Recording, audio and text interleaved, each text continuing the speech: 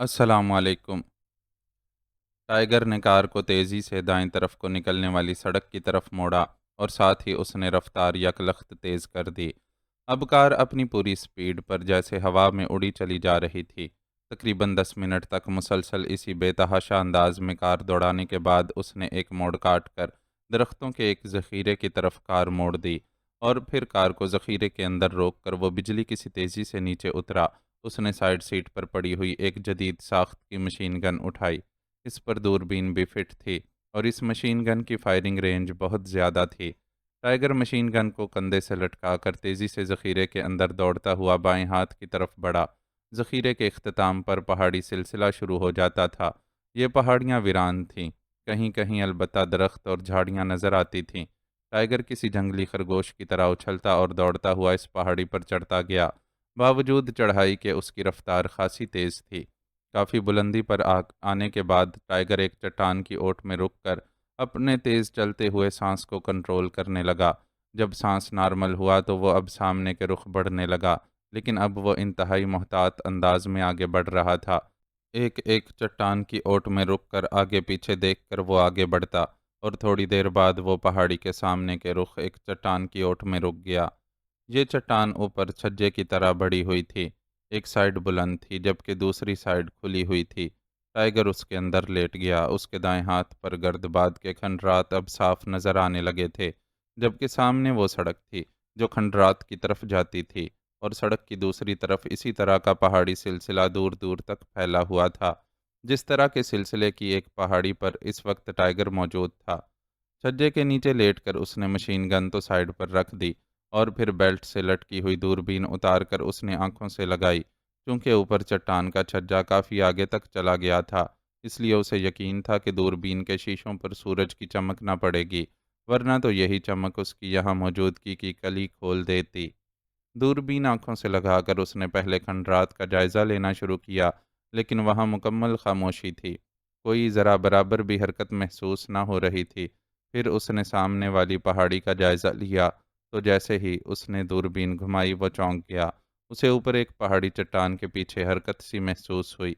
उसने दूरबीन की साइड पर लगी हुई नाप घुमाई, तो स्पॉट ना सिर्फ बड़ा हो गया बल्कि फैलता भी गया। अब वो साफ देख रहा था। वहाँ इस चट्टान के साइड में उसे एक आदमी का सर नज़र आया। उसी लम्हे उसे दूरबीन के शीशों की चमक नज़र आई और वो समझ गया कि कोई आदमी उसके अंदाज में लेटा हुआ दूरबीन के ज़रिए देख रहा है। टाइगर ने जल्दी से दूरबीन हटाई और जल्दी से बंद साइड की तरफ खिसक गया ताकि ज़्यादा अंधेरे में हो जाए। टाइगर को इस बार एक्स2 ने बराह रास्त ट्रांसमीटर पर कॉल किया था और हिदायत की थी कि सदीकी इमरान के रूप में गर्दबाद के खंडरात की तरफ जा रहा है। तनवीर उसके साथ होगा। डक ने इमरान को ट्रैप करने के लिए ये जाल बिछाया है और इमरान चूंकि ज़ख्मी है इसलिए सदीकी को इसकी जगह भेजा जा रहा है ताकि वो वहाँ बजाय ट्रैप होने के उन्हें ट्रैप कर सके। और टाइगर को इन दोनों की खुफिया निगरानी भी करना है और किसी सूरत हाल में इनकी इमदाद भी करनी है। टाइगर ने हस्ब आदत पूछ लिया कि जब वो समझते हैं कि ये ट्रैप है, तो फिर एक या दो आदमी भेजने की बजाय क्यों ना वहाँ मुकम्मल रेड किया जाए। तो एक्स2 ने उसे समझाया कि यह ट्रैप जूलिया के ज़रिए किया जा रहा है और जूलिया अभी तक मुजरिमों के कब्ज़े में है। अगर वहाँ इमरान ना पहुँचा तो जूलिया की जान खतरे में पड़ सकती है। इसलिए जूलिया को फौरी तौर पर बचाने के लिए किसी न किसी का वहाँ जाना ज़रूरी है। जूलिया जिस जगह मौजूद है उसे अलबत्ता ट्रेस कर लिया गया है और जूलिया को वहाँ से निकालने के लिए सीक्रेट सर्विस ने काम शुरू कर दिया है। लेकिन जब तक जूलिया उनके कब्ज़े से ना निकल आए उस वक़्त तक मुजरिमों का इत्मीनान ज़रूरी है। और टाइगर को पहली बार समझ आई कि अक्लमंद सिर्फ इमरान ही नहीं बल्कि एक्स2 भी उसके हम पल्ला है। चुनांचे टाइगर ने यह हिदायत मिलते ही ज़हनी तौर पर एक प्लानिंग की और इस प्लानिंग के नतीजे में वो इस वक्त यहाँ मौजूद था। उसे मालूम था कि सदीकी ने इमरान का मेकअप करना होगा, इसलिए लाजमन उन्हें देर हो जाएगी और वो हर सूरत में उनसे पहले पहुँचना चाहता था। और वो अपनी इस कोशिश में कामयाब रहा। लेकिन अब वो सामने वाली पहाड़ी पर मौजूद आदमी को देखकर सोचने लगा कि तनवीर और सदीकी दोनों को मुजरिमों ने लाजमन यहाँ पहुँचते ही चारों तरफ से घेर लेना है। इसलिए सदीकी और तनवीर अगर सीधे यहाँ पहुँच गए तो उनका बच निकलना बेहद मुश्किल हो जाएगा। लेकिन इसके साथ ही उसे ये ख्याल भी आ रहा था कि बहरहाल तनवीर और सदीकी सीक्रेट सर्विस के मेंबर्स हैं, कोई आम आदमी तो नहीं, लाजमन उन्हें भी इल्म होगा कि वहाँ मुजरिम उनके इस्तकबाल के लिए मौजूद होंगे, इसलिए ज़ाहिर है कि वो कोई ना कोई प्लानिंग करके ही आएंगे। अभी टाइगर इन्हीं ख्यालों में गुम था कि अचानक उसकी नज़र दूर से आती हुई एक स्याह रंग की कार पर पड़ी और वो चौंक पड़ा। ये कार तनवीर की थी और जिस तरह वो बड़ी आ रही थी, इससे ज़ाहिर हो रहा था कि वो दोनों कोई प्लानिंग किए बगैर सीधे खंडरात की तरफ आ रहे हैं। टाइगर ने होंठ भींच लिए और इसके साथ ही उसने मशीन गन भी उठाकर कांधे से लगा ली, क्योंकि जो कुछ भी होना था अभी चंद लम्हों में ही हो जाना था। फिर जैसे ही कार दौड़ती हुई टाइगर के सामने से गुजरी, टाइगर एक बार फिर चौंक पड़ा, क्योंकि उसने दौड़ती हुई कार के दरवाजे खुलते और दो अफराद को नीचे छलांगे लगाते देखा। कार इसी तरह आगे बढ़ती गई। कार के शीशे चूंकि ब्लाइंड थे, इसलिए जाहिर है कि वो उसके अंदर मौजूद किसी शख्स को न देख सकता था, लेकिन जाहिर है ड्राइविंग सीट पर एक आदमी तो लामहला मौजूद होगा। इसका मतलब है कि तनवीर और सदीकी के साथ कोई और भी है आया है। कार आगे बढ़ गई, जबकि वो दोनों पहाड़ी की ओट में ऊपर चढ़ते गए और फिर वो उसके तकरीबन सामने ही एक चट्टान की ओट में होकर रुक गए। क्योंकि जिस जगह वो दोनों रुके थे वहां से वो उसे बराह रास्त नजर न आ रहे थे। टाइगर की तवज्जो कार की तरफ हो गई। कार इस वक्त तक खंडरात के तकरीबन सामने पहुंच चुकी थी कि अचानक फ़ज़ा में साएं साएं की तेज़ आवाज़ें उभरी और फिर टाइगर ने एक खौफनाक गर्दबाद को कार के सामने पैदा होते और फिर कार को उसकी जद में आकर फ़ज़ा में बुलंद होते देखा। कार इस खौफनाक गर्दबाद में फंसकर फ़ज़ा में किसी लट्टू की तरह घूम रही थी। टाइगर के होंठ भींच गए, क्योंकि ये सूरत हाल उसके लिए कतन गैर मुतवक्के थी। वो अब कार में मौजूद आदमी को किसी सूरत में भी ना बचा सकता था और फिर उसके देखते ही देखते कार गर्दबाद से निकलकर नीचे गिरी और इसके बाद उसकी कलाबाजियाँ, पेट्रोल टैंक फटने और फिर धमाकों के साथ उसने कार के पुर्जे फ़ज़ा में मिसाइलों की तरह उड़ते देख लिए। न जाने कौन होगा ड्राइविंग सीट पर, टाइगर ने कहा, लेकिन दूसरे लम्हे वो बुरी तरह चौंक पड़ा। उसने उस जगह से जहां उसने किसी शख्स का सर और दूरबीन के शीशों की चमक देखी थी, हरकत महसूस की तो उसने जल्दी से दूरबीन उठाकर आंखों से लगाई और फिर वो चौंक पड़ा। मशीन गन्नों से मुसल्लह तीन अफराद इंतहाई तेज़ रफ्तारी से चट्टानों को फलांगते हुए उसी तरफ आ रहे थे जिधर कार से निकलने वाले तनवीर और सदीकी, जो कि इमरान के मेकअप में था, मौजूद थे। सदीकी ने वाकई बेहतरीन मेकअप किया हुआ था। अगर टाइगर को पहले से इल्म ना होता तो वो यही समझता कि वो इमरान ही है। टाइगर ने दूरबीन हटाई और मशीन गन पर लगी हुई दूरबीन आंखों से लगाकर ट्रैगर पर उंगली रख दी। वो चाहता तो यहीं से उन पर फायर खोल सकता था, लेकिन वो इसलिए खामोश रहा कि वो सूरत हाल को अच्छी तरह चेक कर लेना चाहता था। यह भी मुमकिन था कि ये तीनों अफराद तनवीर और सदीकी की तरफ आने की बजाय वैसे ही नीचे आ रहे हों कि कार तबाह हो चुकी है, इसलिए उसमें मौजूद इमरान भी ख़त्म हो गया हो। लेकिन दूसरे लम्हे टाइगर ने होंठ भींच लिए, क्योंकि वो तीनों एक चट्टान से उतरे और फिर ऐन उस जगह पर रुक गए जहां तनवीर और सदीकी छुपे हुए थे। उसी लम्हे उसने तीनों की मशीन गन्नें सीधी होती देखीं, तो उसने फ़ौरन ही ट्रैगर दबा दिया। वो तीनों चूंकि एक कतार की सूरत में खड़े थे, इसलिए वो तीनों ही मशीन गन के टारगेट में थे। ट्रैगर दबते ही पहाड़ियाँ धमाकों से गूंज उठीं और इसके साथ ही टाइगर ने इन तीनों को उछल कर गिरते और फिर कलाबाजी खाकर नीचे चट्टानी सिलसिले में गायब होते देखा। इन तीनों के गिरने की पोजीशनें बता रही थीं कि वो तीनों ही हिट हो चुके हैं। उसी लम्हे उसने तनवीर और सदीकी को बाहर निकलते देखा, तो उसने मशीन गन के ट्रैगर से उंगली हटा ली। धमाकों की बाज़गश्त अभी ख़त्म न हुई थी कि टाइगर ने पहाड़ियों के मुख्तलिफ हिस्सों से खौफनाक फायरिंग की आवाज़ें सुनी। यूं लग रहा था जैसे पूरी फ़ौज इन पहाड़ियों में बिखरी हुई हो। तनवीर और सदीकी अब तेज़ी से चट्टानों को फलांगते हुए खंडरात की तरफ बढ़ रहे थे। वो दोनों एक दूसरे के साथ थे, लेकिन इंतहाई मोहतात नज़र आ रहे थे। टाइगर खुद भी तेज़ी से चट्टान के छज्जे से निकला और उसी तरफ को बढ़ने लगा जिधर तनवीर और सदीकी गए थे। वो इंतहाई मोहतात अंदाज में आगे बढ़ा जा रहा था, क्योंकि उसे खतरा था कि कहीं वो किसी का टारगेट न बन जाए। थोड़ी देर बाद वो खंडरात के करीब पहुंच गया।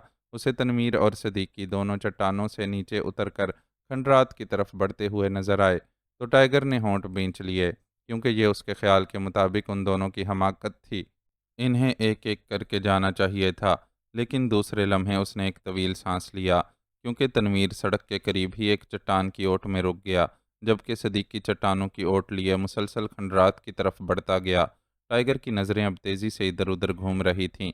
वो बेहद चौकन्ना था, क्योंकि किसी भी लम्हे किसी भी तरफ से सदीकी पर हमला किया जा सकता था।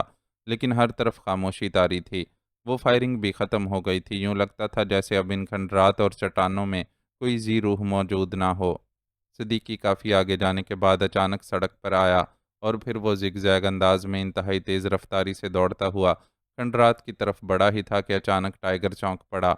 उसने सिद्दीकी के बिल्कुल करीब ही एक गर्दबाद पैदा होते देखा और दूसरे लम्हे सिद्दीकी इस गर्दबाद की जद में आकर कार की तरह लट्टू की तरह घूमता हुआ फ़ज़ा में बुलंद होता गया। उसी लम्हे टाइगर ने यकलख्त तनवीर को सड़क पर छलांग लगाकर इस गर्दबाद की तरफ दौड़ते देखा। उसने होंठ भींच लिए। तनवीर की यह हरकत उसकी समझ में न आई थी कि वो अब क्या करना चाहता है।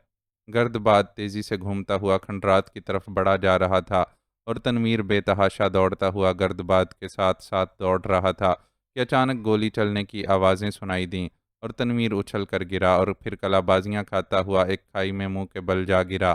टाइगर उसे खाई में गिरता देख रहा था। तनवीर बेहिसो हरकत हो चुका था और टाइगर को इतनी दूर से भी उसके पहलू से निकलने वाले खून की चमक नजर आ रही थी। तनवीर हिट हो चुका था। उसी लम्हे गर्दबाद यकलख्त गायब हो गया और सदीकी जो इस गर्दबाद के साथ ही काफ़ी बुलंदी पर चकरा रहा था, यकलख्त बंदूक से निकलने वाली गोली की तरह नीचे आने लगा। टाइगर ने बुरी तरह होंठ भींच लिए, क्योंकि इतनी बुलंदी से गिरने के बाद सदीकी की मौत यकीनी थी। अभी सदीकी ज़मीन तक न पहुंचा था कि यकलख्त एक बार फिर गोली का धमाका हुआ और सदीकी का चकरा कर नीचे गिरता हुआ जिस्म एक झटका खाकर फ़ज़ा में ही उछला और दूसरे लम्हे वो एक धमाके से ऐन उसी खाई में जा गिरा जहाँ पहले तनवीर पड़ा हुआ था। सदीकी का जिस्म उड़ता हुआ तनवीर की पुश्त पर गिरा था और एक दो लम्हों तक उसके जिस्म ने हरकत की और फिर वो भी साकत हो गया और टाइगर जो उनकी हिफाजत के लिए आया था बेबसी से होंठ काटता बैठा रह गया। कार अपने ड्राइवर समेत पहले ही ख़त्म हो चुकी थी, जबकि तनवीर और सदीकी उसके सामने हिट हो गए थे।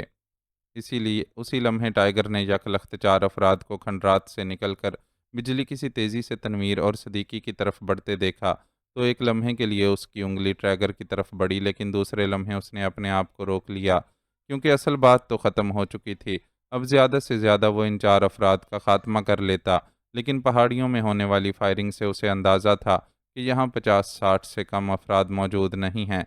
इसलिए अब लाशों के लिए अपने आप को रिस्क में डालना हमाकत थी। इसलिए वो खामोश बैठा रहा। चारों अफराद ने तनवीर और सदीकी की लाशें कांधों पर उठाईं और इसी तरह तेज़ी से दौड़ते हुए खंडरात में गायब हो गए। डक की हालत जनूनियों की सी नज़र आ रही थी। वो पागलों के से अंदाज में अपने बाल नोच रहा था और उसके सामने खड़ा नौजवान हैरत और सहमे हुए अंदाज में उसकी ये हालत देख रहा था। नाकामी, नाकामी, नाकामी, हर तरफ से नाकामी। आखिर ये क्या हो रहा है? बीनी कहाँ गायब है? वो कहाँ गया है? डक ने यकलख्त चीखते हुए पूछा।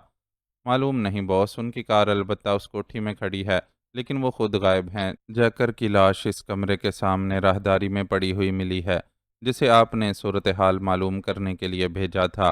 वो भी वहीं कमरे के दरवाजे में मुर्दा पड़ा हुआ है। इन्हें गोलियों से हलाक किया गया है बॉस। बीनी और वो लड़की दोनों गायब हैं। मुलहिका पॉइंट भी खाली पड़ा है, अलबत्ता उसका फाटक खुला हुआ है। नौजवान ने सहमे हुए लहजे में कहा। वो यही तफसील पहले भी बता चुका था, लेकिन डक की हालत देखकर उसने दोबारा तफसील बतानी ज़रूरी समझी थी। डक जो कमरे में टहल रहा था कुर्सी पर निढाल होकर बैठ गया। उसका चेहरा अब तेज़ी से नॉर्मल होता जा रहा था। वो शायद अपने आप को कंट्रोल करने में कामयाब हो गया था।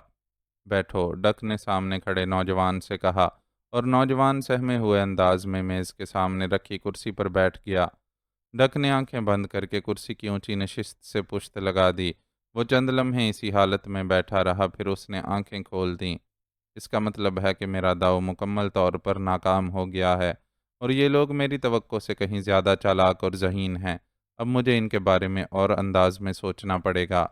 अब तक तो मेरा ख्याल यही था कि यह पसमानदा मुल्क है, इसलिए यहाँ की सीक्रेट सर्विस भी इसी तरह पसमानदा होगी, लेकिन अब मुझे अपना ये ख्याल बदलना पड़ रहा है।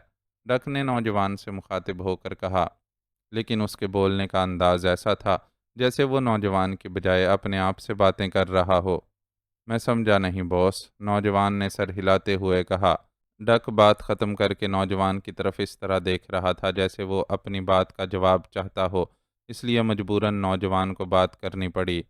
देखो गार्नर, इस सूरत हाल से जो नक्शा मैं समझा हूँ वो कुछ इस तरह बनता है। मैंने वायरलेस फ़ोन के ज़रिए सीक्रेट सर्विस के चीफ से जूलिया की बात कराई। इस वायरलेस फ़ोन का असल नंबर मुल्हिका कोठी में था जो खाली है।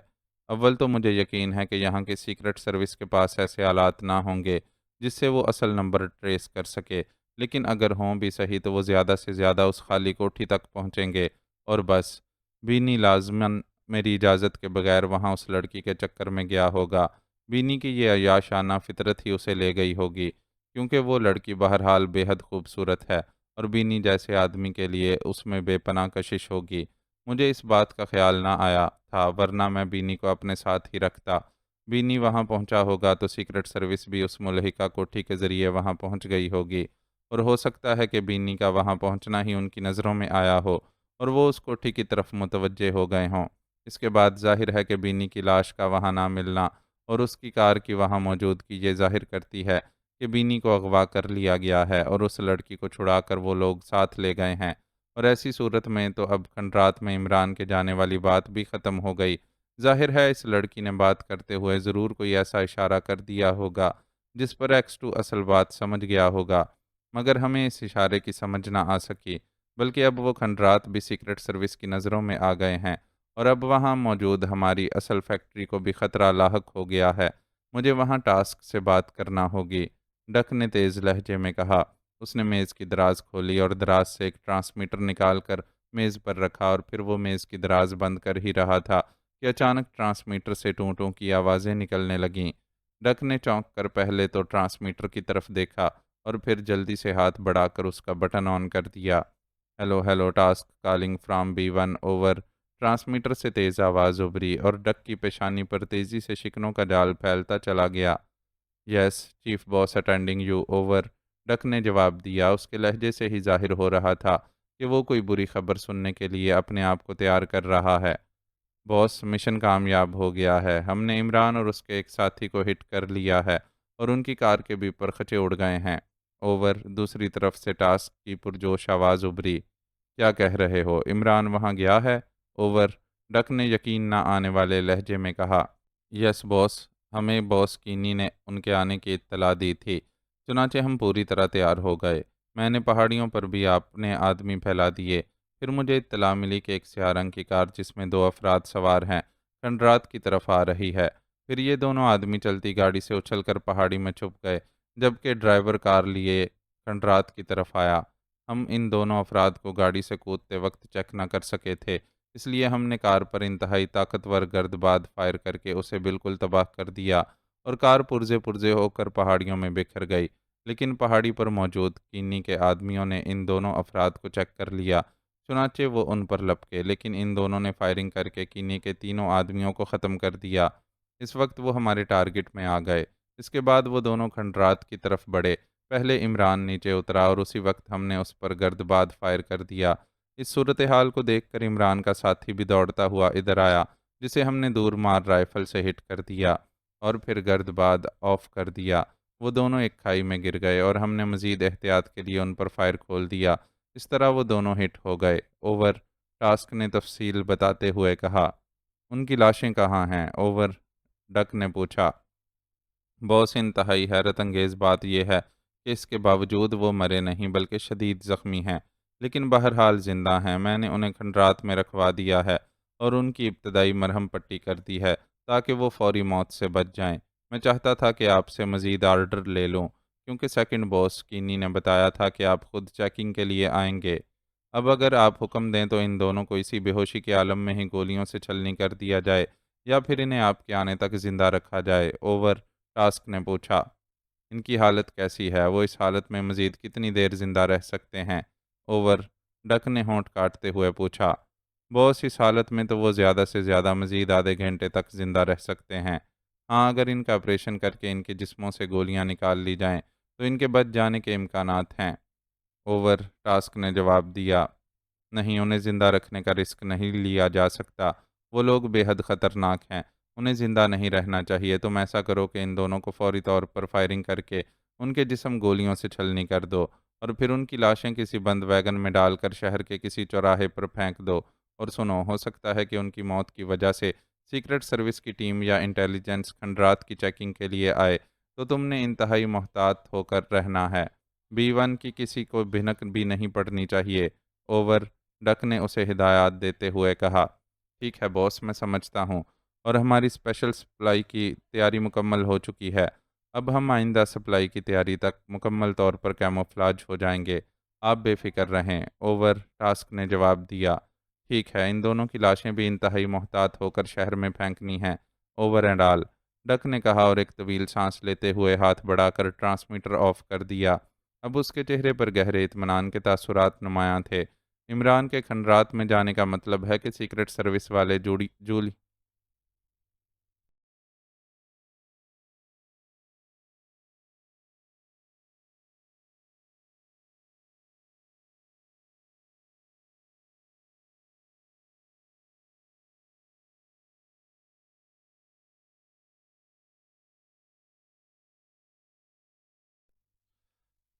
इमरान के खंडरात में जाने का मतलब है कि सीक्रेट सर्विस वाले जूलिया को छुड़वा कर नहीं ले गए, बल्कि अब मुझे यकीन है कि बीनी खुद उस लड़की को अय्याशी के लिए कहीं ले गया होगा, और जब उसका दिल भर जाएगा तो फिर उसे वापस ले आएगा।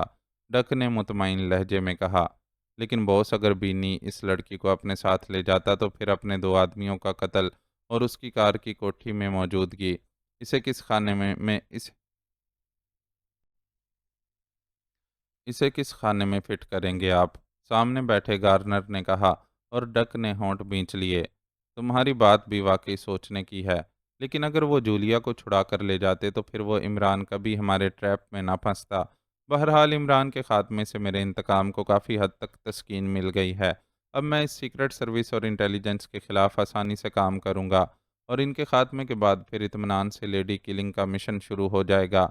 तुम ऐसा करो कि जाकर बीनी के मुतल्लिक मालूमात हासिल करने की कोशिश करो कि वो कहाँ है। अगर उसका कोई क्लू मिल जाए तो मुझे मुत्तला कर देना।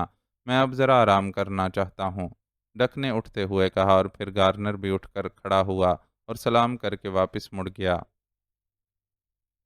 टाइगर सदीकी और तनवीर के खंडरात में जाने के बाद अपनी जगह पर बैठा बेबसी से होंठ काटता सोचने लगा कि अब वो क्या करे। क्या इन दोनों की लाशें हासिल करने की जद्दोजहद करे, या फिर खामोशी से वापस चला जाए, या तीसरी सूरत यह है कि उनका इंतकाम लेने के लिए वो मुजरिमों पर अकेला ही टूट पड़े। लेकिन वो कोई वाज़ेह फ़ैसला ना कर पा रहा था, क्योंकि उसे मुजरिमों की तादाद और फिर इस खौफनाक गर्दबात के अचानक पैदा हो जाने की बाबत ये यकीन हो गया था कि ये गर्दबाद असल नहीं, बल्कि मसनूई तरीके से पैदा किए जाते हैं।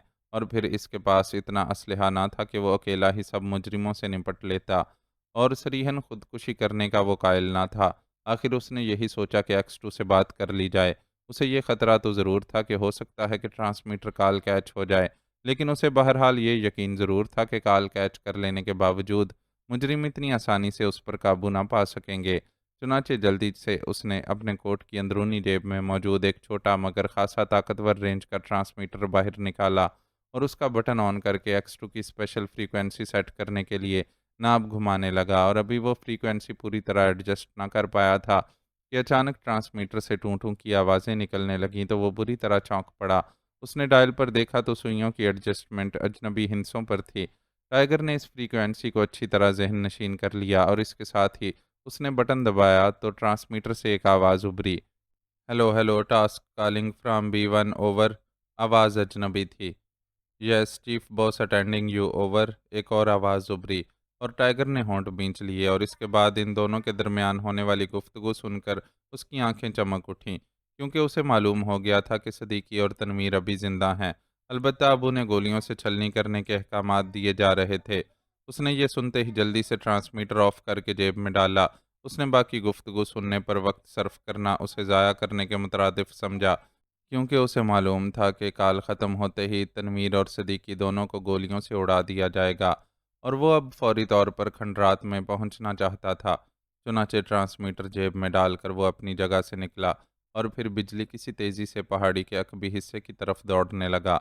उसे चूंकि यकीन था कि अब मुजरिम मुतमईन होकर पहाड़ियों से हट गए होंगे, इसलिए उसने इधर उधर देख कर वक्त ज़ाया करना मुनासिब न समझा, और इंतहाई तेज़ रफ्तारी से अकबी पहाड़ी से उतर कर वो इस पहाड़ी के साथ साथ दौड़ता हुआ उस पहाड़ी पर पहुंच गया जिसके सामने खंडरात मौजूद थे। वो सामने की बजाय अब खंडरात के अकबी हिस्से से उनमें दाखिल होना चाहता था, क्योंकि सामने के रुख से उसे गर्दबात की जद में आ जाने का खतरा था। और फिर अभी वो पहाड़ी पर चढ़ता हुआ आगे बढ़ रहा था कि अचानक ठटक कर रुक गया, क्योंकि सामने एक चट्टान के ऊपर एक गैर मुल्की गोद में मशीन गन रखे बड़े इत्मीनान से सिगरेट पी रहा था। उसकी साइड टाइगर की तरफ थी, इसलिए वो टाइगर को ना देख सका था।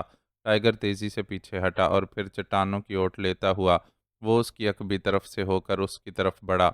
उसने मशीन गन को नाल से पकड़ लिया था और फिर उसका हाथ बुलंद हुआ और खटाक की आवाज़ के साथ ही वो गैर मुल्की हल्की सी चीख मार कर चट्टान से नीचे जा गिरा। उसी लम्हे टाइगर ने एक बड़ा सा पत्थर उठाया और उसके सर पर जोर से दे मारा और उस गैर मुल्की की खोपड़ी पिचक गई। टाइगर ने झुककर उसे टांगों से पकड़ा और घसीटता हुआ एक और चट्टान की ओट में ले गया, ताकि दूर से उसकी लाश किसी को नजर न आए। लेकिन इस चट्टान पर उसने जैसे ही कदम रखा, चट्टान हल्की सी गड़गड़ाहट के साथ संदूक के ढक्कन की तरह ऊपर उठती चली गई और टाइगर चौंक पड़ा। ये एक सुरंग सी थी और टाइगर ने इसलिए चौंका था कि उसके जहन में तसव्वुर भी ना था कि यहाँ खंडरात में जाने के लिए कोई सुरंग भी हो सकती है। उसने जल्दी से लाश को एक तरफ फेंका और फिर मशीन गन उठाए वो इस सुरंग में घुस गया। उसके अंदर जाते ही उसके अकब में सुरंग बंद हो गई, लेकिन इसके साथ ही सुरंग में हल्की सी रोशनी फैल गई। ये सुरंग इंसानी हाथों से बनाई हुई दिखाई दे रही थी। टाइगर ने अपनी रफ्तार तेज़ कर दी और उसी लम्हे उसे एहसास हुआ कि कहीं करीब ही कोई भारी मशीन चल रही है, क्योंकि सुरंग में उसे हल्की हल्की धमक महसूस हो रही थी। वो हैरान रह गया, लेकिन इसके साथ ही उसने अपनी रफ्तार और ज़्यादा बढ़ा दी। सुरंग काफ़ी तवील थी और फिर इख्तिताम एक चट्टान पर हुआ। टाइगर जैसे ही चट्टान के करीब पहुंचा तो वो चट्टान खुद ब खुद एक साइड में हट गई और टाइगर एहतियात से अंदर दाखिल हो गया। अब वो एक छोटे से कमरे में मौजूद था। यह कमरा अपनी साख्त के लिहाज से यकीनन तहखाना था। उसका दूसरी तरफ बाकायदा एक दरवाज़ा था। वो आहिस्ता से दरवाजे की तरफ बढ़ा तो उसे किसी के बातें करने की आवाज़ सुनाई दी। वो दरवाजे के करीब ही रुक गया। बॉस इनके मुतल्लिक फ़ैसला नहीं कर रहा, या तो इनकी गोलियां निकाली जाएं या फिर इन्हें गोलियों से छलनी कर दिया जाए। इस तरह तो ये बेचारे सिसक कर ही मर जाएंगे। एक भारी आवाज़ ने कहा। हो सकता है कि बॉस टास्क चीफ बॉस से हिदायत ले रहा हो। एक दूसरी आवाज़ सुनाई दी। मेरा ख्याल है कि मैं जाकर मालूम करूं, तब तुम ख्याल रखना, पहली आवाज़ ने कहा। यहाँ किसने आना है? इनकी हालत तो मुर्दों से भी बदतर है। दूसरी आवाज़ सुनाई दी और फिर एक दरवाज़ा खुलने और फिर बंद होने की आवाज़ें सुनाई दीं, तो टाइगर समझ गया कि वो दुरुस्त जगह पर पहुंच गया है। साथ वाले कमरे में तनवीर और सदीकी पड़े हुए थे, लेकिन अब टाइगर सोच रहा था कि उसका आइंदा इकदाम क्या होना चाहिए। इन दोनों की हालत बेहद ख़राब थी, इन्हें फौरी तिबी इमदाद की ज़रूरत थी। वो इन दोनों को इस हालत में उठाकर अकेला अपनी कार तक ना जा सकता था, जो यहाँ से इंतहाई दूर ज़ख़ीरे में खड़ी थी। अभी वो यही सोच रहा था कि उसे एक बार फिर दरवाज़ा खुलने की आवाज़ सुनाई दी और वो चौंक पड़ा। बॉस खुद आ रहा है, होशियार रहो। वही भारी आवाज़ सुनाई दी और टाइगर समझ गया कि टास्क तनवीर और सदीकी को गोलियों से छलनी करने आ रहा है। उसने अपने सामने मौजूद दरवाजे पर हल्का सा दबाव डाला तो दरवाज़ा उसे खुला हुआ महसूस हुआ। चुनाचे वो रुक गया। अब उसे इत्मीनान था कि वो किसी भी वक्त दरवाज़ा खोलकर उन पर फायर कर सकता है। उसी लम्हे दरवाज़ा खुला और एक आदमी के अंदर आने की आवाज़ सुनाई दी। सुनो, चीफ बॉस ने हिदायत की है कि इन दोनों को गोलियों से छलनी करके इनकी लाशें बंद वैगन में डालकर शहर के किसी चौराहे पर फेंक दी जाएं, ताकि इनके साथियों को ये अंदाज़ा ना हो सके कि इन्हें यहाँ खंडरात में हलाक किया गया है। टास्क की आवाज़ सुनाई दी। ये आवाज़ उसने ट्रांसमीटर पर सुनी थी। बॉस, इन्हें गोलियों से छलनी करने की ज़रूरत ही नहीं, ये तो वैसे ही मर रहे हैं और शहर पहुंचने तक तो ये लाजमन ख़त्म हो जाएंगे। भारी आवाज़ ने कहा। नहीं, बॉस की हिदायत पर पूरी तरह अमल होना चाहिए। टास्क की आवाज़ सुनाई दी। बॉस, एक पहलू और भी है। यहाँ इस कमरे में तो खासा बारूद मौजूद है। यहाँ गोलियाँ चलाने से रिस्क भी पैदा हो सकता है। ऐसा है कि हम इन दोनों को उठाकर सुरंग 3 से बाहर पहाड़ी पर ले जाएं और वहाँ इन्हें गोलियों से छलनी करके वैगन में डालकर शहर ले जाएं और इनकी लाशें फेंक आएं। भारी आवाज़ ने कहा। ठीक है, इसी तरह कर लो, इसमें भी कोई हर्ज नहीं है। टास्क ने जवाब दिया और फिर उसके कदमों की बाहर जाती हुई आवाज़ सुनाई दी। ब्लैक, तुम जाकर वैगन लेकर अकबी तरफ आओ। मैं इन्हें उठाकर सुरंग से बाहर ले जाता हूँ। भारी आवाज़ ने कहा। लेकिन तुम इन दोनों को कैसे उठा कर ले जाओगे? ब्लैक ने जवाब दिया, मैं 2 चक्कर लगा लूँगा, फ़िक्र ना करो, तुम वैगन ले आओ। तुम्हें चूँकि लंबा चक्कर काटना पड़ेगा, इसलिए अगर तुम मेरे साथ एक को उठाकर बाहर ले गए, तो फिर काफ़ी देर हो जाएगी। भारी आवाज़ वाले ने जवाब दिया। ठीक है। ब्लैक की आवाज़ सुनाई दी और एक बार फिर कदमों की और दरवाज़ा खुलने और बंद होने की आवाज़ सुनाई दी। तो टाइगर तेज़ी से वापस पलटा और दरमियानी चट्टान क्रॉस करके वो सुरंग में पहुंचा और फिर बेतहाशा दौड़ता हुआ उसके बैरूनी सिरे की तरफ बढ़ गया। सुरंग से बाहर निकलकर वो एक चट्टान के करीब छुप कर बैठ गया। तकरीबन 7-8 मिनट बाद सुरंग का दरवाज़ा एक बार फिर खुला और एक भारी जिस्म का आदमी बाहर आया। तो टाइगर ये देखकर हैरान रह गया कि उसने तनवीर और सदीकी दोनों को बैक वक्त दोनों कांधों पर लादा हुआ था। हालांकि तनवीर और सदीकी दोनों खासे ठोस जिस्म के मालिक थे, इसलिए इस भारी आवाज़ और भारी बदन वाले ने वाकई हिम्मत से काम लिया था। वज़न उठाने की वजह से वो बुरी तरह हाँफ रहा था। उसने बाहर निकलते ही झुककर इन दोनों को चट्टान पर फेंका और खुद साइड चट्टान पर बैठकर सांस बराबर करने लगा। टाइगर बिल्ली की तरह पीछे की तरफ सिमटा और फिर खरगोश की तरह चट्टानों में पंजों के बल फुदकता हुआ वो उसके अकब में आने लगा। वो फायर ना करना चाहता था, क्योंकि इस तरह इधर उधर कोई अगर मौजूद होंगे तो वो चौंक सकते हैं, या फिर ब्लैक ही जो शायद वैगन लेकर आ रहा होगा चौंक पड़ेगा। जैसे ही टाइगर अकब में पहुंचा, वो भारी बदन वाला उठा और उसने कंधे से मशीन गन उतार कर तनवीर और सदीकी की तरफ सीधी करने लगा। टाइगर अभी काफ़ी फासले पर था और उसने अंदाज़ा कर लिया कि अगर वो उस पर छलांग लगाता है तो ये इससे पहले ही तनवीर और सदीकी दोनों का खात्मा कर देगा। इसलिए उसने जल्दी से अपनी मशीन गन सीधी की और तेज़ी से ट्रैगर दबा दिया। एक ज़ोरदार धमाका हुआ और इसके साथ ही वो भारी बदन वाला बगैर चीखे उछलकर पहलू के बल चट्टानों पर गिरा और फिर लुढ़कता हुआ नीचे गिरता गया। फिर एक आगे को निकली हुई चट्टान के साथ उसका जिस्म टकरा कर रुक गया। उसके हाथ से मशीन गन वहीं गिर पड़ी। टाइगर तेज़ी से आगे बढ़ा। उसने उसकी खोपड़ी का निशाना लिया था और उसका निशाना दुरुस्त बैठा था। गोलियों ने उसकी खोपड़ी को रेजा रेजा कर दिया था और अब उसकी लाश बगैर खोपड़ी के चट्टानों में पड़ी थी। टाइगर दौड़ता हुआ उसके मुर्दा जिस्म की तरफ बढ़ा और उसने जल्दी से उसे घसीट कर एक बड़ी सी चट्टान की ओट में डाल दिया, ताकि वैगन लेकर आते हुए ब्लैक को उसकी लाश नज़र ना आ सके। इसके बाद टाइगर ने पहाड़ी से नीचे एक नापुख्ता सी सड़क की तरफ देखा, तो उसे कोई वैगन वगैरह नज़र ना आई। तनवीर और सदीकी की हालत देखकर ही मालूम हो रहा था कि उन दोनों की हालत खासी ख़राब है और गुजरने वाला हर लम्हा उन्हें ज़िंदगी से दूर ले जा रहा है। इसलिए टाइगर ने वैगन के आने और फिर ब्लैक के ऊपर चट्टान तक आने और उन्हें वैगन तक नीचे ले जाने में वक्त ज़ाया करना मुनासिब न समझा। उसने अपनी मशीन गन बगल से लटकाई और फिर झुककर उसने तनवीर को उठाया और कंधे पर डालकर पहाड़ी से नीचे उतरने लगा। क्योंकि उसने पहाड़ी से नीचे उतरना था, इसलिए वो दोनों को बैक वक्त ना उठा सकता था। तेज़ी से पहाड़ी से नीचे उतरते हुए वो कई बार फिसलते फिसलते बचा और फिर सड़क के करीब पहुंचकर उसने एक चट्टान की ओट में तनवीर को इस तरह लिटा दिया कि वो दूर से देखा ना जा सके।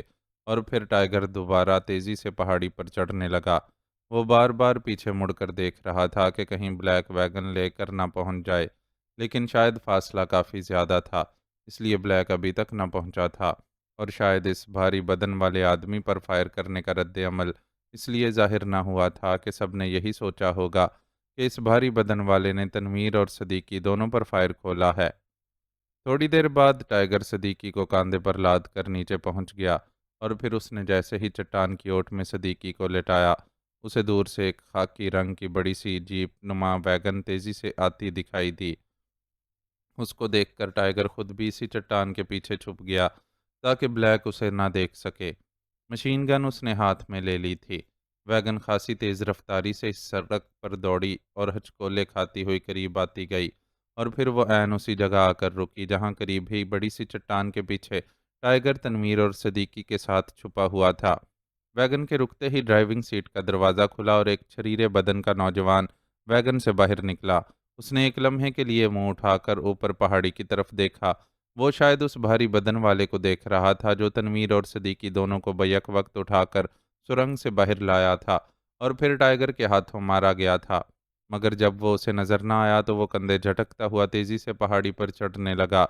जब वो काफी ऊपर चढ़ गया तो टाइगर ने मशीन गन का रुख उसकी तरफ किया और उसकी खोपड़ी का निशाना लेकर उसने ट्रैगर दबा दिया। एक बार फिर धमाका हुआ और ऊपर चढ़ता हुआ ब्लैक उछलकर मुंह के बल नीचे गिरा और फिर उसकी लाश भी लुढ़कती हुई चट्टानों से नीचे गिरने लगी और फिर भारी बदन वाले की तरह उसका मुर्दा जिस्म भी एक चट्टान से अटक कर रुक गया। टाइगर तेजी से चट्टान के पीछे से निकला और उसने आगे बढ़कर वैगन का पिछला दरवाज़ा खोला और फिर उसने इंतहाई फुर्ती से काम लेते हुए तनवीर और सदीकी को बारी बारी वैगन में मुंतकिल किया और पिछला दरवाज़ा बंद कर दिया और फिर खुद उसने ड्राइविंग सीट का दरवाज़ा खोला और उछलकर ड्राइविंग सीट पर बैठ गया। दूसरे लम्हे उसने वैगन को इंतहाई तेज़ रफ्तारी से तंग जगह होने के बावजूद इंतहाई महारत से मोड़ा और फिर उसे खासी रफ्तार से वापस दौड़ाने लगा। पहाड़ी के पीछे से लंबा चक्कर काटकर जब वो खंडरात के सामने के हिस्से में आया तो अचानक वैगन के डैशबोर्ड के नीचे से टूं टूं की आवाज़ें निकलने लगीं। टाइगर चौंक पड़ा। उसके जहन में पहला ख्याल यही आया कि ब्लैक और इस भारी बदन वाले की लाशें ट्रेस हो गई होंगी, इसलिए कॉल की जा रही है। लेकिन दूसरे लम्हे उसने ये ख्याल झटक दिया, क्योंकि अगर ऐसी बात होती तो वो कॉल करने के बजाय बराह रास्त वैगन को ही हिट कर देते। उसने जल्दी से हाथ बढ़ाकर ट्रांसमीटर का बटन ऑन कर दिया। Yes black attending you over. Tiger ने ब्लैक की आवाज़ हल्क से निकालते हुए कहा। कीनी स्पीकिंग। इन दोनों के जिस्म गोलियों से छलनी कर दिए हैं। ओवर। एक सख्त सी आवाज़ सुनाई दी। Yes boss. ओवर। टाइगर ने उसके लहजे से ही समझ लिया था कि वो कोई सेकंड बॉस टाइप चीज़ है। ठीक है, क्या रोगर तुम्हारे साथ जा रहा है, क्योंकि वो अभी तक वापस नहीं आया।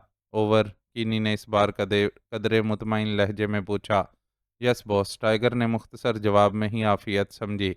ओके, इन्हें किसी चौक पर फेंक कर तुमने वापस नहीं आना, बल्कि .02 पर रिपोर्ट करनी है। Over and all. किन्नी ने कहा और बगैर जवाब लिए उसने राब्ता ख़त्म कर दिया।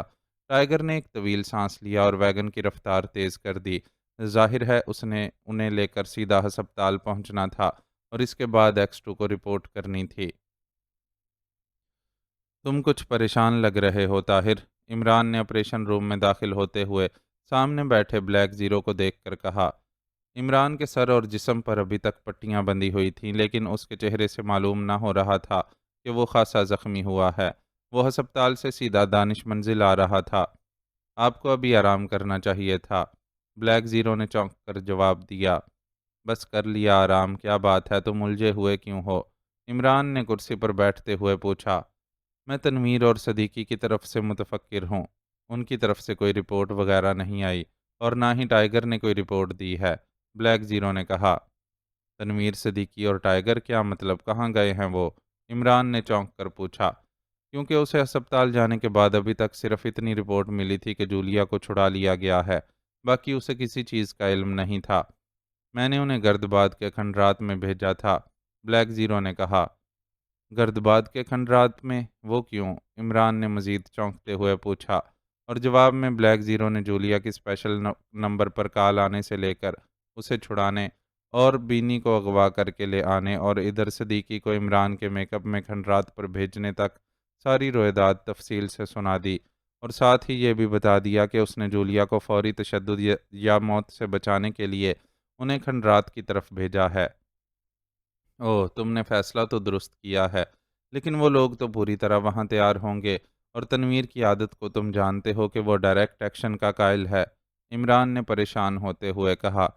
मैं खुद उनकी निगरानी के लिए जाता, लेकिन जूलिया का मसला दरमियान में था और वो बीनी भी यहाँ पहुँचते ही हलाक हो गया। जब मैं जूलिया को लेकर वापस पहुँचा तो ज़्यादा खून बह जाने की वजह से वो ख़त्म हो चुका था। काबर तो उसे गेस्ट रूम में डालकर चला गया था, ब्लैक ज़ीरो ने कहा। टाइगर है तो होशियार आदमी, लेकिन कितनी देर हुई है उन्हें वहां गए हुए? इमरान ने पूछा। तकरीबन 1 घंटा होने वाला है। अब मैं सोच रहा था कि खुद उनके पीछे जाऊं। मैंने ट्रांसमीटर कॉल करने का सोचा था, लेकिन फिर रुक गया कि न जाने वो किस पोजीशन में हों, ब्लैक ज़ीरो ने कहा। ओह, इसका मतलब है कि ये लोग शदीद ख़तरे में होंगे। मुझे खुद जाना पड़ेगा, इमरान ने एक झटके से कुर्सी से उठते हुए कहा। लेकिन आप तो ज़ख्मी हैं, ब्लैक ज़ीरो ने घबरा कर पूछा। ताहिर, मेरे आदमी मौत के मुंह में हों और मैं यहाँ बैठा अपने ज़ख्म देखता रहूं। जूलिया को रिहा कराने के बाद तुम्हें खुद सीधा वहीं जाना चाहिए था, इमरान ने इंतहाई सर्द लहजे में कहा और ब्लैक ज़ीरो ने बेख्तियार मुंह झुका लिया। उसी लम्हे मेज़ पर पड़े हुए टेलीफोन की घंटी बज उठी और इमरान ने जल्दी से रिसीवर उठा लिया। X2 इमरान ने इंतहाई सर्द लहजे में कहा, टाइगर बोल रहा हूँ सर।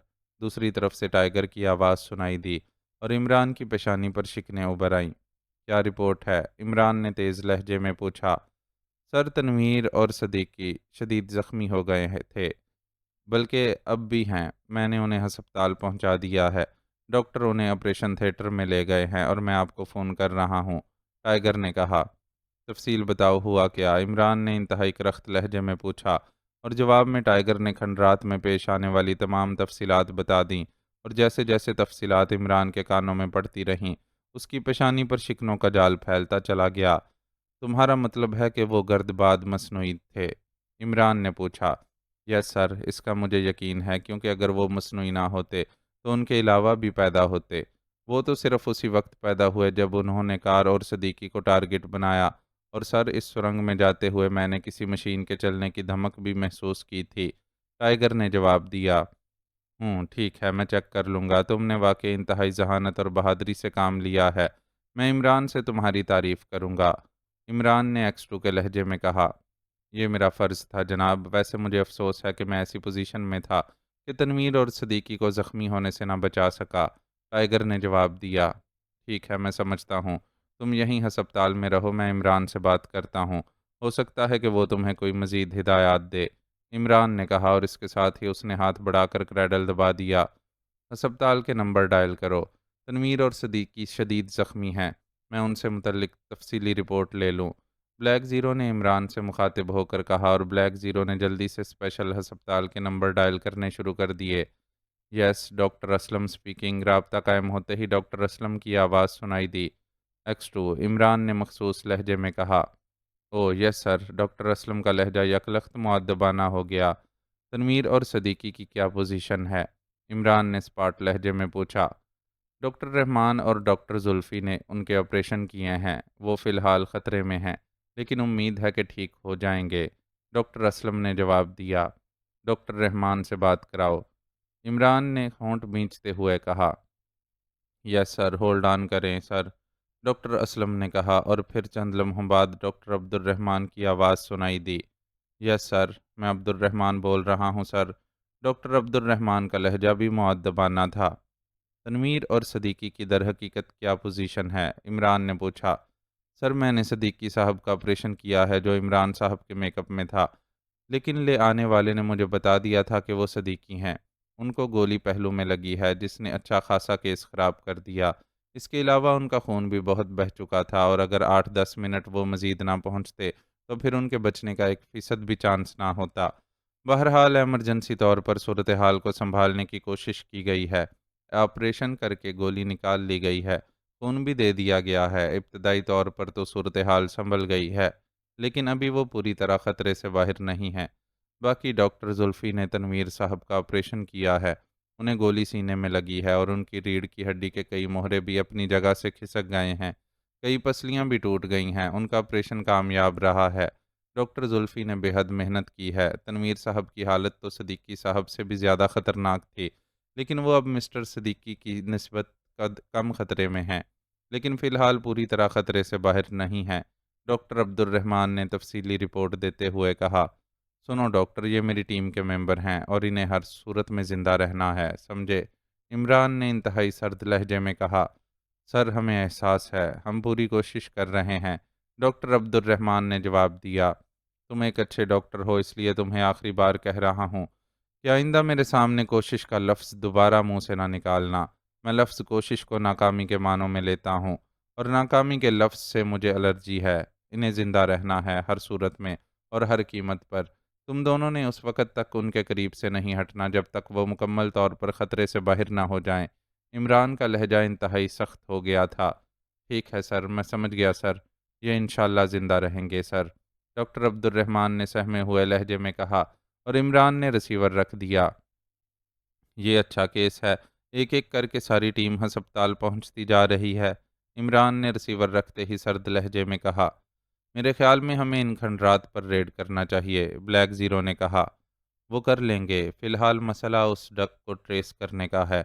उसकी ये आदत उसे बचाए हुए है कि वो बेशुमार ठिकाने बनाए हुए है और किसी भी ठिकाने पर ना मुस्तकिल तौर पर खुद रहता है और ना ज़्यादा आदमी रखता है। और टाइगर के मुताबिक वो खंड रात में ही ना था, वहाँ बॉस कोई टास्क था, इमरान ने कहा, और फिर रिसीवर उठाकर उसने नंबर घुमाने शुरू कर दिए। डॉक्टर असलम। चंद लम्हों बाद डॉक्टर असलम की दोबारा आवाज़ सुनाई दी। डॉक्टर असलम, मैं इमरान बोल रहा हूँ, यहाँ अस्पताल में टाइगर होगा, उसे जानते हो ना? इमरान ने इस बार अपनी असल आवाज़ में कहा। बिल्कुल इमरान साहब, अच्छी तरह जानता हूँ, और इस वक्त वो मेरे पास ही बैठे हैं। बात कीजिए, डॉक्टर असलम ने हंसते हुए जवाब दिया। Yes, tiger speaking. चंद लम्हों बाद टाइगर की आवाज़ रिसीवर पर उभरी। यार टाइगर, अभी अभी X2 ने मुझे तुम्हारी कहानी सुनाई है। तुमने तो कमाल कर दिया है। तनवीर और सदीकी को वाकई मौत के मुंह से निकाल लाए हो। वेरी गुड, इमरान ने जानबूझकर उसकी तारीफ करते हुए कहा। इमरान साहब, आपकी इस तारीफ से मेरी मेहनत वसूल हो गई है, टाइगर ने जवाब देते हुए कहा। उसके लहजे में बेपनाह मुसर्रत थी। ये खाली खौली वसूली से बात नहीं चलेगी, मिठाई खिलानी पड़ेगी। हाँ, ये बताओ कि वो वैगन कहाँ है जिस पर तुम तनवीर और सदीकी दोनों को अस्पताल ले आए थे? इमरान ने मुस्कुराते हुए कहा। वैगन? सर, वो अस्पताल की पार्किंग में मौजूद है, टाइगर ने चौंकते हुए लहजे में कहा। सुनो, तुमने अब ऐसा करना है कि इस वैगन को लेकर शहर में घूमना है। मुजरिमों को लाजमन अपने आदमियों की जिन्हें तुमने हलाक किया है लाशें मिल गई होंगी, और सूरत हाल का भी इल्म हो गया होगा। इसलिए अब वो लोग इस वैगन को तलाश करेंगे, और जाहिर है कि उन्होंने सबसे पहले अस्पतालों में वैगन को ट्रेस करना है। मैं और सीक्रेट सर्विस के बाकी अफराद तुम्हारी निगरानी करेंगे। अगर वो लोग तुमसे टकरा जाएं और तुम्हें अगवा करके ले जाना चाहें, तो मामूली सी जद्दोजहद के बाद तुम हथियार डाल देना। अब मैं इस मामले को ख़त्म करना चाहता हूँ, वरना अगर सीक्रेट सर्विस के मेंबरान की हस्पताल जाने की यही रफ्तार रही, तो X2 को भी शायद इस बार हस्पताल के बिस्तर पर लेटना पड़े। इमरान ने सामने बैठे ब्लैक ज़ीरो की तरफ देखते हुए कहा, और ब्लैक ज़ीरो मुस्कुरा दिया। इमरान साहब, क्यों ना इन खंडरात पर रेड किया जाए, टाइगर ने कहा। अब वहाँ जाकर आसार कदीमा की ही रिसर्च हो सकती है।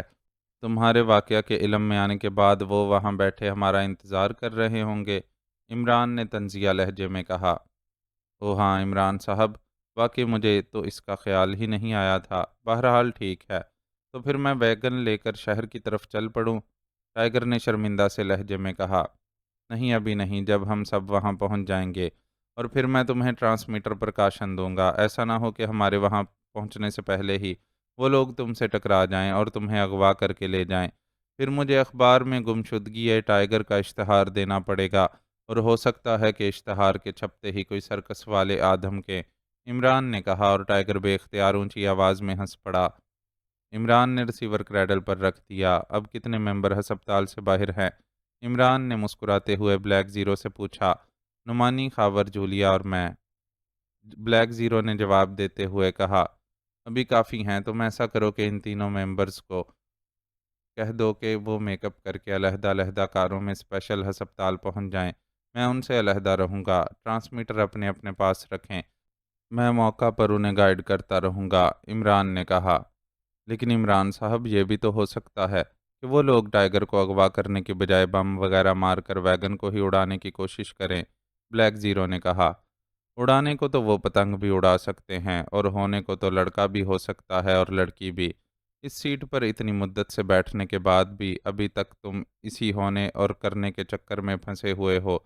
ये इम्कानात का खेल है प्यारे, ब्लैक ज़ीरो, इमरान ने तंजिया लहजे में कहा, और फिर उठकर बाथरूम की तरफ बढ़ गया।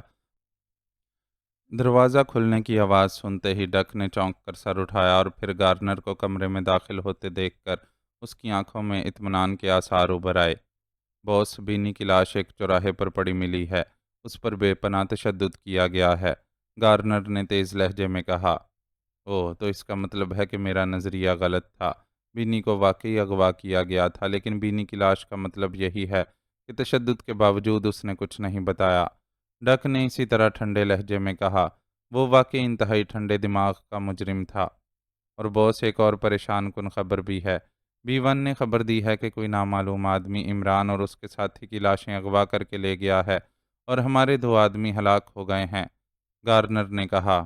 क्या कह रहे हो? इस बार डक जैसा ठंडे दिमाग का आदमी भी बौखलाकर कुर्सी से उठ खड़ा हुआ। यस बॉस, इंतहाई अजीब खबर है। इन दोनों को पहाड़ी पर ले जाकर गोलियों से छलनी कर दिया गया। दो आदमी ब्लैक और रोगर ने बंद वैगन में उनकी लाशें शहर ले जाकर फेंकनी थीं, वो ले गए। कीनी ने ट्रांसमीटर पर उन्हें चेक किया और उसकी वैगन के अंदर मौजूद ब्लैक से बात भी हुई। लेकिन बाद में पता चला कि ब्लैक और रोगर दोनों की लाशें अकबी पहाड़ी पर पड़ी हुई थीं। उन दोनों की खोपड़ियों को मशीन गन की फायरिंग से उड़ा दिया गया था। इस पर टास्क ने फौरी तौर पर B1 को मुकम्मल तौर पर कैमोफ्लाज कर दिया है और फिर उसने मुझे इत्तला दी है क्योंकि आप ट्रांसमीटर कॉल अटेंड न कर रहे थे। गार्नर ने तफसील बताते हुए जवाब दिया। ओह! ये बहुत बुरा हुआ, बहुत ही बुरा। इसका मतलब है कि कोई तीसरा आदमी भी वहाँ मौजूद था, जो इस कदर होशियार था कि वो ब्लैक और रोगर दोनों को ख़त्म करके अपने आदमियों को आसानी से ले गया और हमारा ये अहम तरीन अड्डा भी सामने आ गया। और अब मुझे शक है कि वो दोनों भी मारे ना गए होंगे, वो ज़िंदा होंगे और ये बहुत बुरा हुआ, बहुत ही बुरा। डक ने कुर्सी पर दम से बैठते हुए दोनों हाथों से अपना सर पकड़ते हुए कहा। बॉस, एक ही सूरत है कि उस वैगन को फौरी तौर पर तलाश किया जाए। अगर वो लोग ज़िंदा हैं तो लाज़मन उन्हें किसी हस्पताल में ले जाया गया होगा और फिर हस्पताल से फारिग होने के बाद ही वो आदमी वैगन को ठिकाने लगाएगा। अगर फौरी चेकिंग की जाए तो वैगन के साथ-साथ वो आदमी भी हाथ आ सकता है। उसके हाथ आने पर ही बाकी तफ़सीलात मालूम हो सकती हैं। गार्नर ने तजवीज़ पेश करते हुए कहा। हाँ, वाक़ई अभी मौका है। तुम फ़ौरन आदमी लेकर शहर के अस्पतालों को चेक करो और उस आदमी को अगवा करके पॉइंट 2 पर पहुँचा दो। इसके बाद मुझे इत्तला करना, ट्रांसमीटर पर फ़ौरन जाओ और हर सूरत में उसे अगवा करके ले आओ। लेकिन हर तरफ से होशियार रहना। ऐसा भी हो सकता है कि वो लोग उसकी निगरानी कर रहे हों और इस तरह वो हमारा कोई अड्डा चेक कर लें। अगर ऐसी कोई सूरत नज़र आए तो फिर उस आदमी को वैगन समेत उड़ा देना। डक ने तेज लहजे में कहा और गार्नर सर हिलाता हुआ वापस मुड़ गया। गार्नर के बाहर जाते ही डक तेजी से उठा और मुलहिका कमरे का दरवाज़ा खोलकर अंदर दाखिल हो गया। ये एक छोटा सा कमरा था जिसके दरमियान एक मेज़ पर एक जदीद साख्त का मगर बड़ा ट्रांसमीटर पड़ा हुआ था। इस ट्रांसमीटर की साख्त ऐसी थी कि इसकी कॉल को कैच ना किया जा सकता था। डक ने जल्दी से ट्रांसमीटर के मुख्तलिफ बटन दबाए और फिर एक नाब को घुमाकर उसने सफ़ेद रंग का एक बटन प्रेस कर दिया। Hello hello, duck calling, task over. Duck के लहजे में करख्तगी के साथ साथ तुरशी भी थी। Yes sir, task attending you, over. चंद लम्हों बाद दूसरी तरफ से टास्क की आवाज़ सुनाई दी। मुझे तुम्हारी नाकामी और नाअहली की रिपोर्ट मिल चुकी है, टास्क। तुम 2-3 आदमियों को भी ख़त्म ना कर सके, बल्कि तुमने तो अड्डा भी उन लोगों के सामने कर दिया। यही तुम्हारी कारकर्दगी है, ओवर। डक ने हल्क के बल चीखते हुए कहा। बॉस, मेरी तो खुद समझ में अब तक सूरत हाल नहीं आई। मैं हैरान हूँ कि ऐसा कैसे हो गया, ओवर। टास्क ने इंतहाई शर्मिंदा लहजे में कहा। सुनो, सीक्रेट सर्विस अब लाजमन खंडरात पर छापा मारेगी, इसलिए खाली कैमोफ्लाज होने से बात नहीं बनेगी। तुम फ़ौरन सारी मशीनरी को पैक करो और स्पेशल सुरंग के रास्ते उसे सप्लाई डिपो नंबर 3 में मुंतकिल कर दो। हल्का सा निशान भी वहाँ बाकी नहीं रहना चाहिए। फौरी तौर पर काम करो, फौरी, ओवर। डक ने चीखते हुए कहा। ठीक है बॉस, ओवर। टास्क ने जवाब दिया। कार्रवाई मुकम्मल करके मुझे स्पेशल फ्रीक्वेंसी पर इत्तला दो, ओवर एंड ऑल। डक ने कहा और फिर जल्दी से कमरे से बाहर आ गया। वो पहले वाले कमरे में पहुंचा और फिर वहां से राहदारी से होता हुआ इमारत के बरामदे में आ गया। वहां एक मुसल्ला शख्स खड़ा हुआ था, जो डक को देखते ही सीधा हो गया। कोटू, ख्याल रखना, अगर कोई मशकूक आदमी नजर आए तो बेशक उड़ा देना, डक ने कहा और तेजी से बरामदे के सामने खड़ी कार का दरवाज़ा खोलकर उसमें बैठ गया। चंद लम्हों बाद उसकी कार सड़क पर पहुंच चुकी थी। डक ने ज़रा कार आगे बढ़ाकर एक साइड पर रोक दी और बटन दबाकर उसने कार के शीशे ब्लाइंड किए और फिर साइड सीट को उठाकर उसने उसके नीचे मौजूद बॉक्स में से एक थैला निकाला और उस थैले में से उसने एक बारीक सा मास्क खींचा और जल्दी से उसे सर और चेहरे पर चढ़ाकर उसने कार के बैक मिरर में देखा और अपने चेहरे को दोनों हाथों से थपथपाना शुरू कर दिया। चंद लम्हों बाद उसकी शक्ल मुकम्मल तौर पर बदल चुकी थी। मास्क के साथ एक विग भी चिपका थी।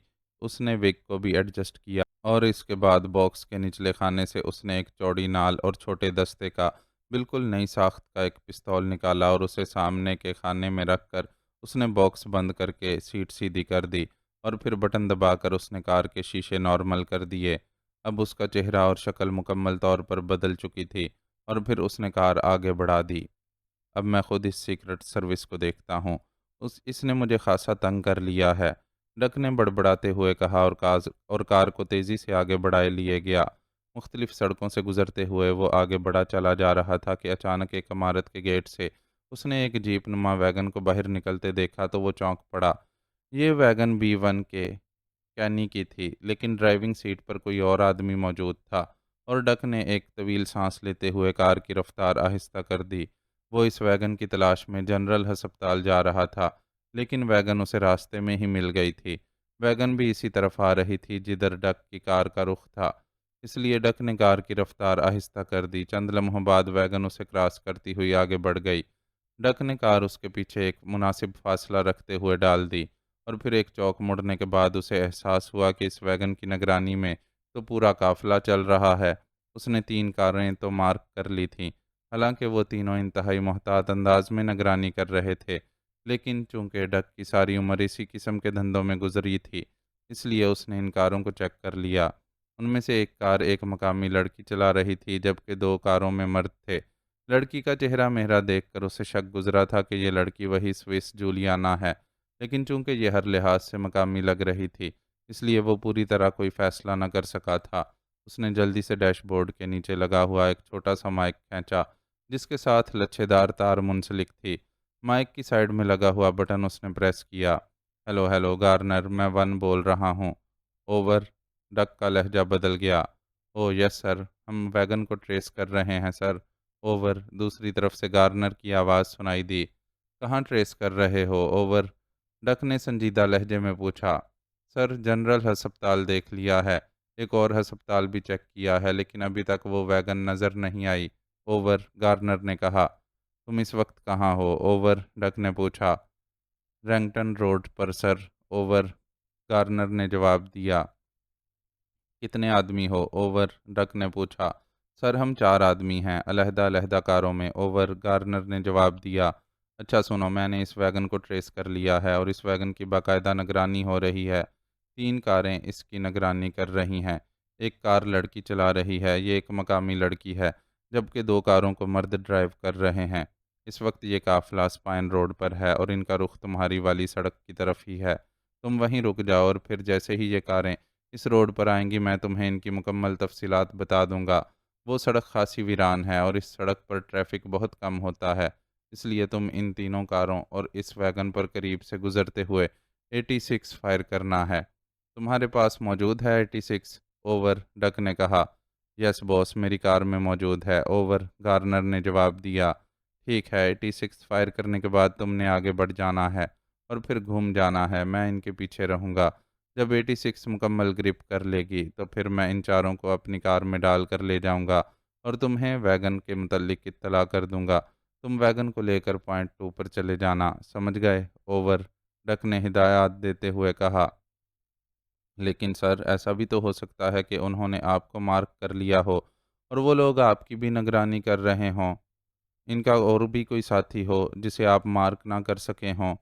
मेरा मतलब है कि अगर 86 ग्रिप के बाद हम भी आपके साथ रहें तो ज़्यादा बेहतर होगा। ओवर। गार्नर ने कहा। तुम मुझे क्या समझते हो अहमक के बच्चे, जो मुझे सबक पढ़ा रहे हो? नॉनसेंस। आइंदा अगर ऐसी बात तुम्हारी ज़ुबान से निकली तो खाल खिंचवा लूँगा।